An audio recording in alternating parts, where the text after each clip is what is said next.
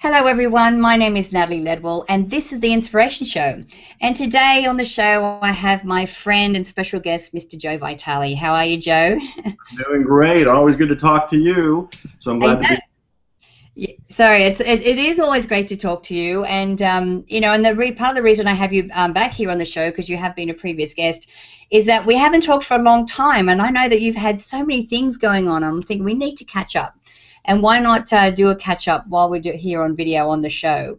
Why don't we start with some of your more recent projects? I mean, I know that we had last year you had the Secret Mirror was a project that you were working on. Tell us a little bit about that and how that went for you. Well, the Secret Mirror was a mega success, a dramatic home run. It's transformed so many people. A couple million people have seen the video, the core message that I developed around the Secret Mirror. A couple million, I mean, that's pretty staggering all by itself. And then tens of thousands of people went ahead and went through the whole process of learning how to use the Secret Mirror. And I'm very proud of the Secret Mirror because that alone has changed lives, transformed lives, and helped people have a breakthrough in their lives by simply using something they look at all the time, the mirror, whether it's a vanity mirror, the bathroom mirror, a mirror at work, wherever it happens to be.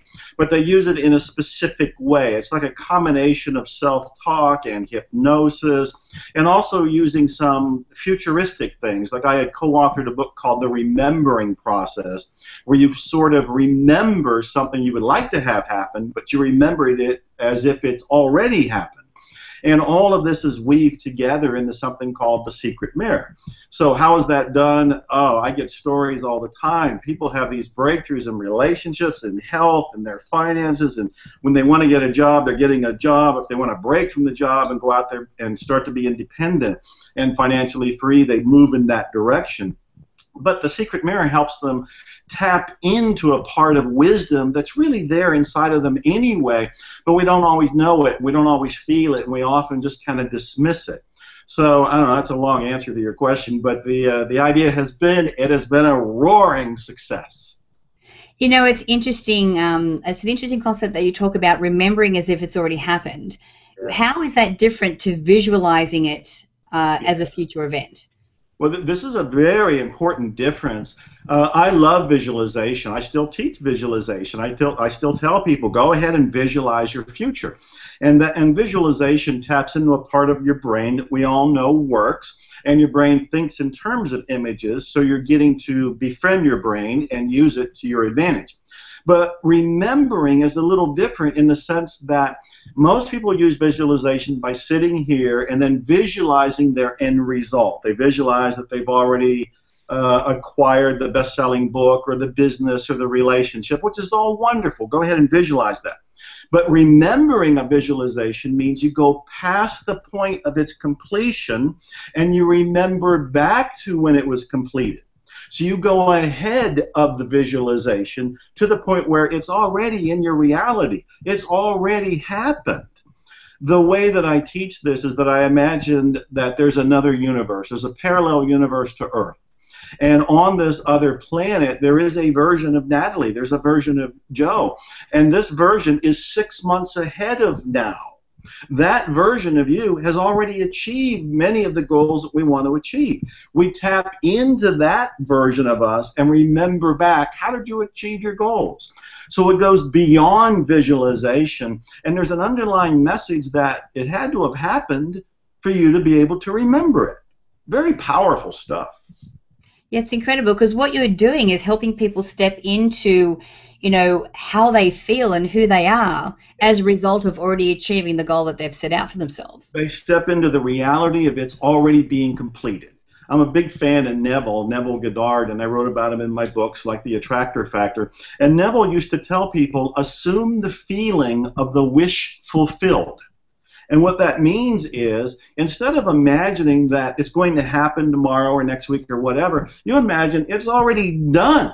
And what does it feel like to have the new car, or to have the relationship, or to have the more money, or to have the better health, or whatever that is that you're wanting? We're pushing it off in the distance, but instead of pushing it off in the distance, you are in this moment and you feel it real. You feel it as if it's already happened. That is so different than what most people think and teach. I know you know this, and this is what I've been teaching anymore, but this causes everything to accelerate. When people want to use the law of attraction, instead of having it move like molasses because you've moved everything out into the future, when you feel as if it's real now, the universe kind of gets the message, as well as your own unconscious mind, that this is real now. And it pulls everything around. It kind of moves the chessboard of life and all the pieces on it to make it real in this moment. Yeah, absolutely. Now, I want to ask you a question about your creative process. Because I know that, yes, you've had this program. I know that you've been, writing, I don't know how many books you've written so far, too many to mention. And also you're a musician as well, and you're creating music all the time. So how do you get into your creative process to be able to do this? This is so cool. Yeah, I'm a musician with 9 albums out at this point. I am an author with 50 books out at this point. I have been in 13 or more movies. The list goes on. I'm going to tell you my secret. There's 2 things going on in my life. One is I'm following my passion. I'm following my passion. Whatever excites me, whatever turns me on, whether I know it's going to make money or not. And most of the time I have no clue what's going to actually make any money. I'm not driven by the money. This is an important sub-note to following the passion. I'm focusing on my passion. What does my heart want me to do? If it wants me to write another book, come out with another product, become a musician out of nowhere and do it, I follow my passion. That's the first thing. The second thing I do that I think most people haven't learned to do yet is I don't question it. Most people second guess their own drive, their own passion. And so my creative process is an exhilarating one because I get an idea for something. And I got to tell you, last December I heard a baritone saxophone for the very first time in my life. We all know what a saxophone is, but a baritone saxophone is a very deep, gutsy, kundalini moving kind of a sound. So I hear it for the first time in December. January, I decide I want to learn how to play that thing. A few months later, my baritone saxophone debut is on an album, and next week I'm going into the studio to record nothing but baritone saxophone music being played by me. Now, even I'm astonished. It's like, how do you go from 0 to a few months into it, and you're recording your own music? What's happening is I was excited, I'm enthusiastic, my passion is there, I'm following that. But more importantly, I'm not saying I'm too old, I don't have the education, I don't have the experience, I don't have the talent, I don't have the time. All of those things are what other people say as excuses. I dismiss those and say, look, I'm going to go for it. So my creative process is that exhilarating one of passion followed by getting clear of any interruptions so I can go ahead and do it. Yeah, absolutely. And from the neuroscientist friends that I have, they're saying that learning a new language or learning to play an instrument, especially later in life, really helps to stimulate your brain and helps it to grow actually. Yes, it's good for us. Yeah, absolutely good for us. So how much of your creative process do you think is coming from your brain and information that you already have stored in there, and how much of it is coming from source? It's all coming from source. There's nothing in my brain. All kidding aside, Natalie, I am so inspiration driven. I used to be the guy who would stand on the soapboxes and say, we all need intentions and we all want to follow our intentions. But these days, and I'm sure I've told you this before, I think intentions are for wimps. I think intentions is small thinking, and what we want are inspirations.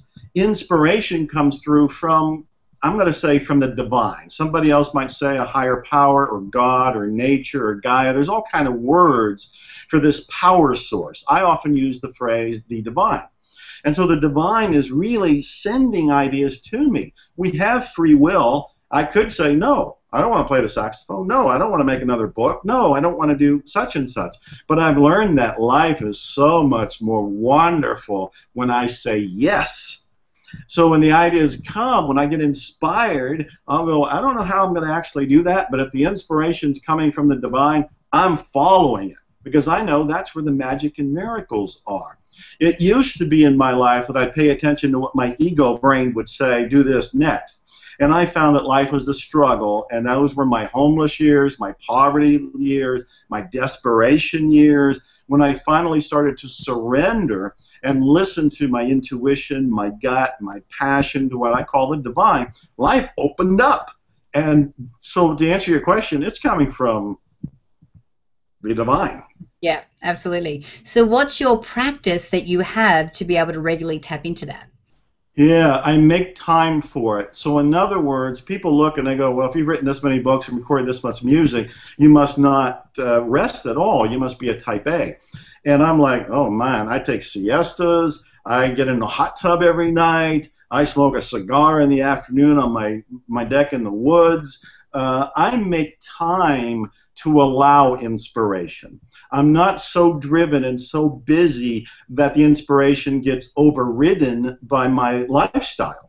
So while I do keep fairly busy, you know, like we have an appointment, I show up, I do the interview, but after that I'm going to go and I might play some music, I might go and relax, but I allow time. You can call it a meditation, but I'm allowing a lifestyle that has room for inspiration in it. That way I can hear it when it comes through. Otherwise, I won't even hear it. I'll be too busy. Yeah, no, I agree. I mean, I'm the same. I find that all the times where I'm like consciously trying to, with my brain, trying to force things to happen, it's when I get stuck. When I let my ego self or my conscious self get out of the way and I just surrender to it and I spend time meditating, and I do meditate every single day, especially if I'm working on a specific project. So that I can have that inspiration, you know, that I know that what's coming through is actually, you know, something that's going to be, you know, a message that's worthwhile spreading. Because from what you've said about so far about the secret mirror, you know, some of the things that you're talking about in there are quite innovative and different to what other people are teaching. That's right. Yeah, there's some key things in there that are different. See, a lot of people are practicing the law of attraction and visualization and going for their dreams and scripting and all of that, but they don't understand that there's at least two levels to the mind. There's the conscious level and then there's the unconscious. And consciously, most people are sitting there going, I want more money, I intend to attract more money, I want a better relationship, I want to find the love of my life. That's all wonderful. You're doing it on the conscious mind. And I know you know this. For those that don't, unconsciously there's what I call counter intentions. And those counter intentions are a world of limiting beliefs, negativity, and data that is, sorry about that, real life happening, getting on a phone call while I'm doing something important. And so there's a whole world of data underneath the conscious mind, and what we want to do is get clear. The example could be things like somebody could say consciously, I intend to attract more money. But if unconsciously they think money's bad or money's evil or they don't deserve money or they don't deserve good things, that larger unconscious data bank is going to prevent it from happening. They won't usually even know they themselves are preventing it. They'll go out there and just say, hey, the world really sucks, law of attraction doesn't work, none of this visualization stuff works, not realizing that they're actually proving it works by having the outer world. This is the secret mirror and the secret reflection and all these different products that I'm coming out with are teaching people is that the world is reflecting you. It's reflecting what's on the inside of you unconsciously. And so this is where a lot of people don't understand that they need to go deeper than just the conscious mind. Conscious mind's great, wonderful to have, but the unconscious mind is really the motion picture director. It's the one that's really aiming us through life, and what we're getting is a reflection of what's in it. Absolutely. So you just touched on the next project that you're working on, which is the secret reflection. So tell me why this is like an extension of the secret mirror. What makes it different? Well, we're going deeper. The secret mirror is the tip of the iceberg, and where it alone was something that I took from something I had read in the 1950s, where the people of that time, the self-help people, they would look in a mirror and they would talk to themselves. In a way, they were just being a coach and giving themselves a pep talk. But with the secret mirror, I went far deeper than that and taught about like the remembering process, about remembering your future, tapping into your future self, but using a mirror to get your answers. Well, the secret reflection is going even deeper, but the other thing that is so cool is we broke it down into 10 steps.